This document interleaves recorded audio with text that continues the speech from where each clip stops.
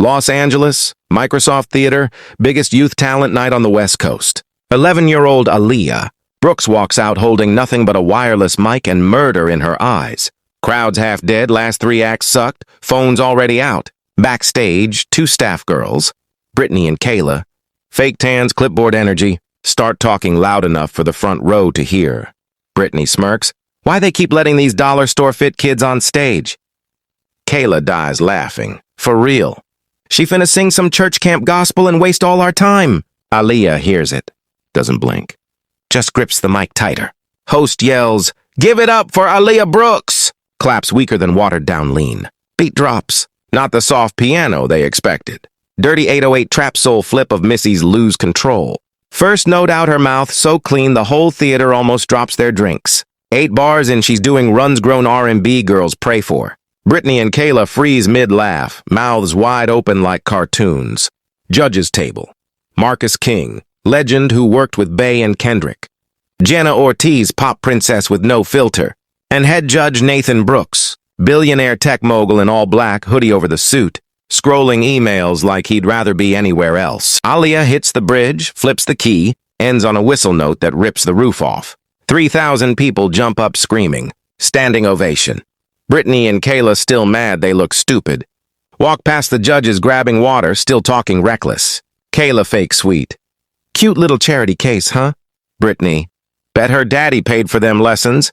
Ain't no way that was natural. Marcus side-eyes them crazy. Jenna's face says, "Y'all wildin'." Nathan still ain't looked up yet. Host runs out. "Judges, what y'all think?" Marcus. "Kid just killed the stage. I'm actually speechless." Jenna. "I got chills. Straight chills. Insane." Camera swings to Nathan. He puts the phone down, takes off the reading glasses, finally looks at Aaliyah. Whole building holding its breath. Nathan calm, voice low. "What's your full name again, baby girl?" Aaliyah smiles for the first time. "Aaliyah Marie Brooks. Same last name as you, Daddy."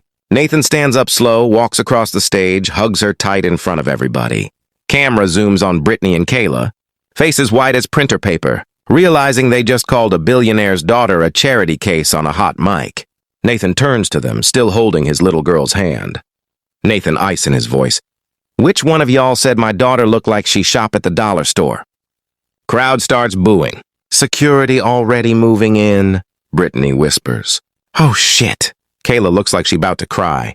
Fade on pure chaos. Camera snaps back live. Boos so loud the whole building shaking. Security already got Brittany and Kayla by the elbows, but Nathan lifts one finger and they freeze mid-step. Nathan, voice calm, but it cut like a blade. "Now let him stand right there.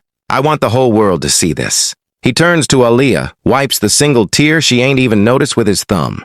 "You good, princess?" She smirked, little voice steady. "I'm perfect now, Daddy."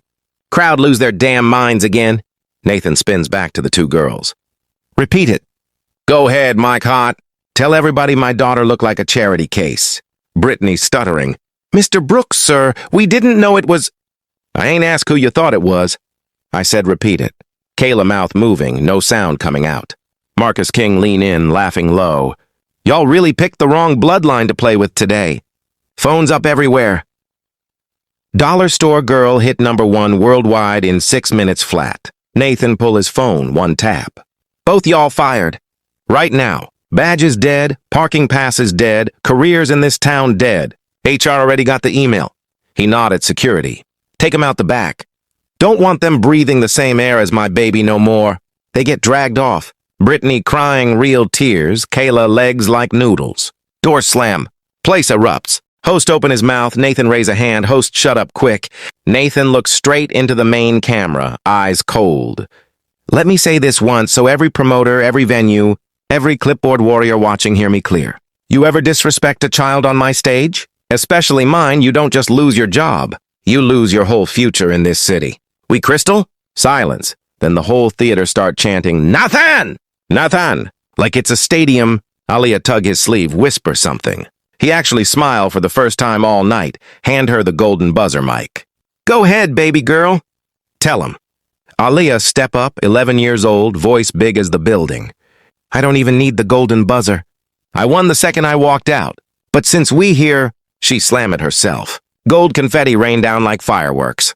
Whole place jump out they seats again. Jenna screaming. Marcus on his feet clapping like he at church. Nathan kissed the top of her head, then looked dead in the camera one last time. And anybody wondering how a billionaire's daughter got that much soul? Her mama from Inglewood, her daddy came from nothing before the billions. Don't ever get it twisted. He dropped the mic, real mic drop. Scoop Aaliyah up in his arms. Carry her off stage while the band hit a victory. Beat and 3,000 people still, screaming like the roof on fire. Golden confetti still falling. Fade to black. Golden confetti still falling like slow-motion snow while Nathan carries Aaliyah through the curtain. The second they hit backstage, the roar from the crowd gets muffled, and it's just pure respect. Every single person. Dancers, lighting guys, janitors, even the kids who didn't make it past the first round. They all form two lines and start clapping in rhythm like she just won the Super Bowl. Nathan finally puts her down. Aaliyah's little chest going up and down, adrenaline still pumping, gold flakes stuck all in her braids like a crown. She looks up at her dad, eyes shining. Daddy, did I do good? Nathan kneels so they're eye level, voice low so only she hears. You didn't do good, baby. You just changed the rules. Forever. Marcus King walks up, phone already to his ear. Yo, I'm on with Kendrick right now. He said, pull up to the studio tomorrow, no cap. Jenna Ortiz crying real tears, mascara running, still gorgeous. Bae just FaceTimed me. She wants the baby on the next Renaissance tour. I'm not asking, I'm telling. Then the side door flies open and in storms Aaliyah's mama, Aaliyah Brooks. Inglewood to the bone. Hoodie, Timberlands, no makeup. Still the prettiest woman in the building. She doesn't say a word, just scoops Aaliyah up so hard both of them almost fall. That's my blood right there, she whispers, voice cracking. Then she looks at Nathan over Aaliyah's shoulder, smirks. You went full protective dad mode, huh? Nathan shrugs. They drew the line. I just erased it. Green room turns into a straight-up block party. Somebody kills the house lights and throws on purple strobes. The band that was supposed to close the show comes in and starts playing the trap soul beat again live. Aaliyah in the middle, dancing with both her parents. Gold confetti still stuck everywhere, laughing so hard she can't breathe. Meanwhile, outside the theater, it's absolute chaos. Fans refusing to leave, chanting Aaliyah for 20 straight minutes. News vans pulling up, TMZ already live, helicopters overhead. The clip is at 147 million views and climbing 2 million a minute. 2 hours later, 3 a.m., the family finally rolls out the private exit. 6 blacked-out Escalades waiting, but the second the doors open, 100 kids rush the barricade holding handmade signs. We don't shop at no dollar store, we run the mall now. The queen has spoken. Nathan actually stops, lets Aaliyah sign a couple posters through the window. One little girl, maybe 7, hands her a single gold glitter rose. Aaliyah keeps it the whole ride home. Next morning, Calabasas Mansion, 7:45 a.m. Aaliyah still asleep when the first delivery truck shows up. Then another. Then 10 more.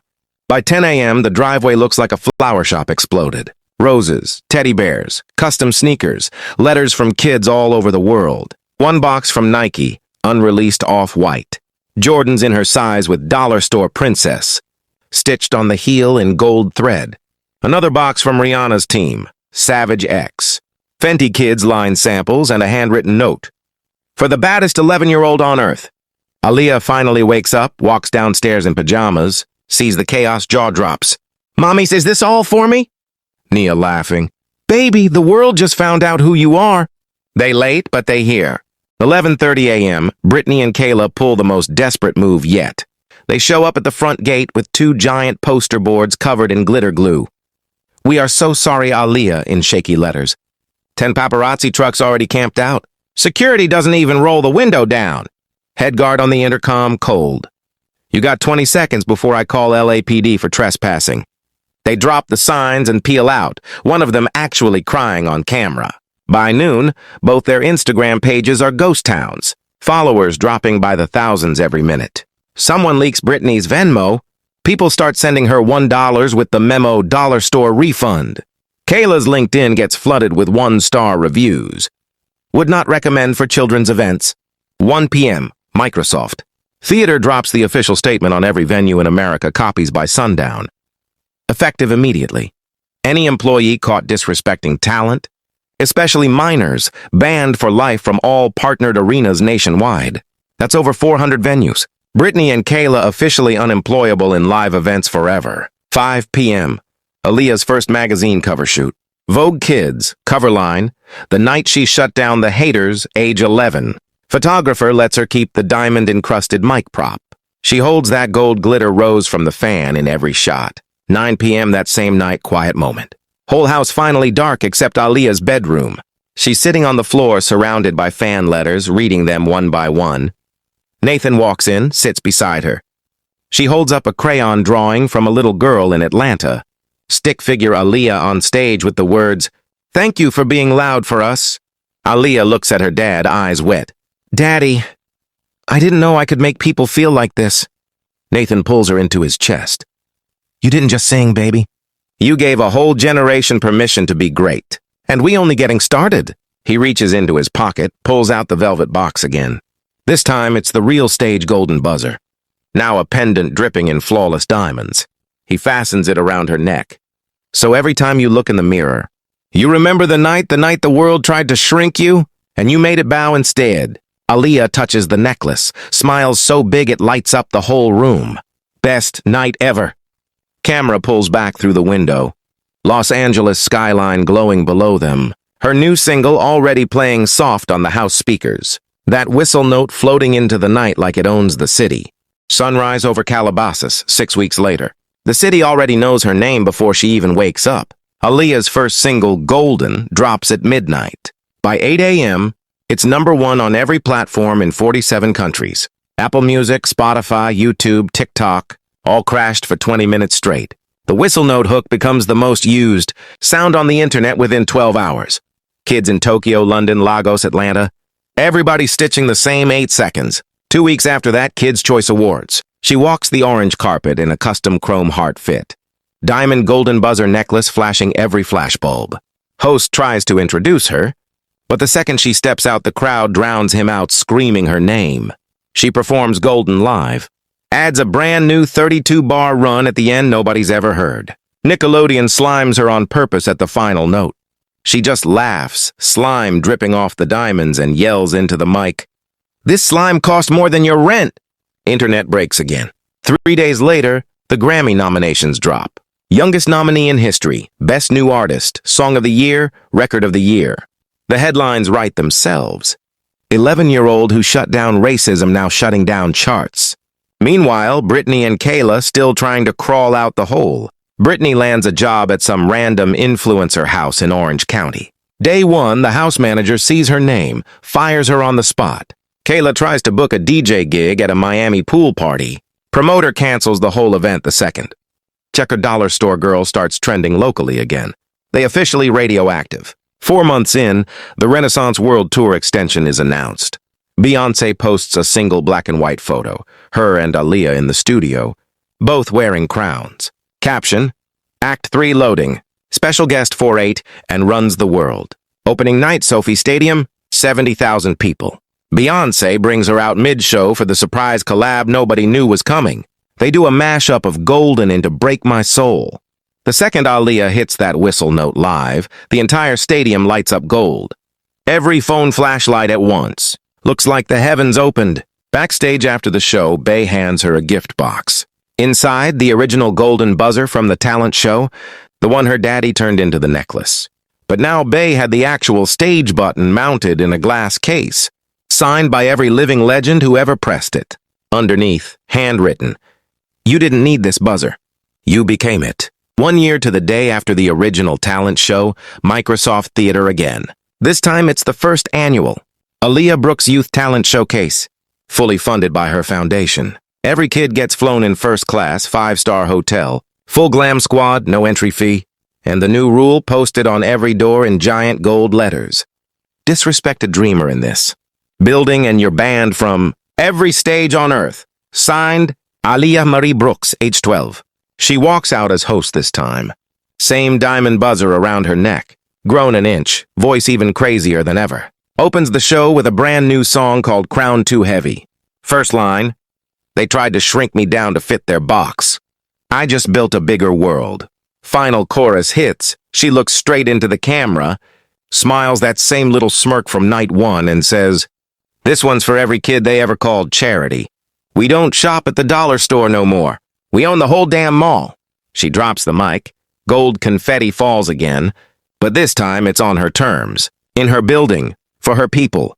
Camera rises high above the stage. 70,000 phone lights waving like an ocean of gold fireflies. Fade on the necklace catching the spotlight one last time.